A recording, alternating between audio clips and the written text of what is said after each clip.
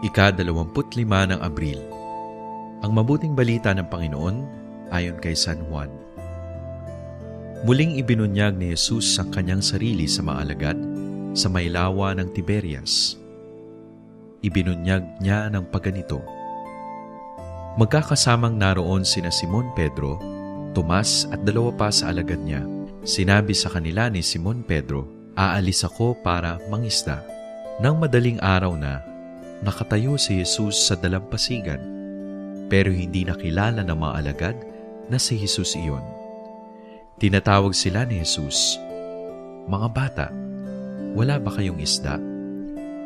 Sumagot sila sa kanya, "Wala." Sinabi naman niya sa kanila, "Ihulog niyo sa bandang kanan ng bangka ang lambat at makakatagpo kayo." Kaya inihulog nga nila at hindi na nila makayanang hilain yun dahil sa dami ng isda. Kaya sinabi kay Pedro ng alagad na iyon na mahal ni Jesus, ang Panginoon siya. Kaya nang makalunsad sa lupa, nakita nilang may nagbabagang uling doon na kinaihawa ng isda at may tinapay. Sinabi sa kanila ni Jesus, "Magdala kayo mula sa mga isda na nahuli nyo ngayon." Kaya lumulan si Simon Pedro at hinila ang lambat tungo sa pampang. Gayong puno iyon ng 153 malalaking isda. Bagamat napakarami noon, hindi napunit ang lambat. Sinabi sa kanila ni Jesus, "Hali kayo't mag-almusal." Wala namang makapangahas sa mga alagad na mag-uusisa sa kanya, "Kayo ba'y sino?" Dahil alam nilang ang Panginoon iyon.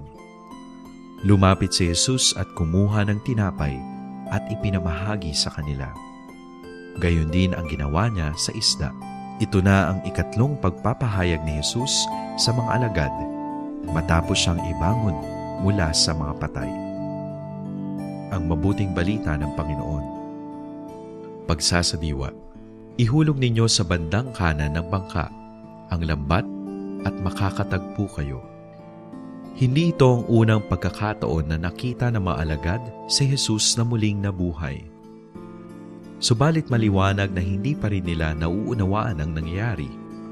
Kaya't inisip nilang kailangan na nilang bumalik sa dati nilang buhay, sa dati nilang hanap buhay. Magdamag na nangisda ang mga alagad, subalit wala silang nahuli. Mga dalubhasa silang mangingisda, subalit nabigo sila na parang mga baguhan lamang sa gawaing iyon. Hindi naman ito naiiba sa mga naranasan nila noon. Sanay na silang minsay walang huli pagkatapos pumalaot.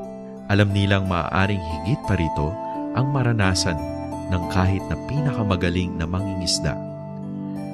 Subalit ipinakikita ng muling pagkabuhay ni Jesus kung papaano makaahon sa paulit-ulit na pagsubok at pagkakamali at tagumpay at kabiguang ito. Sinasabi ni Jesus sa kanyang mga alagad at sinasabi rin niya ngayon sa atin sa ibang mga salita, "Humayo kayo at gawin ang sinasabi ko at huwag ipilit ang nais ninyong gawin o kung saan ninyo gustong pumunta." Hindi kailangang lagi tayong magkamali o malubog sa kawalan ng pag-asa dahil sa mga bunga ng ating mga pagkakamali. Sa muling pagkabuhay ni Jesus, hindi na katulad ng dati ang buhay. Tinitiyak sa atin ni Jesus na muling nabuhay, "Makinig kayo sa akin at may matatagpuan kayo." Pagsasagawa. Huwag umasa sa kahit sino o sa kahit ano, kundi kay Jesus lamang. Wala nang ibang pangalang ibinigay sa mga tao sa sanlibutan para maligtas tayo.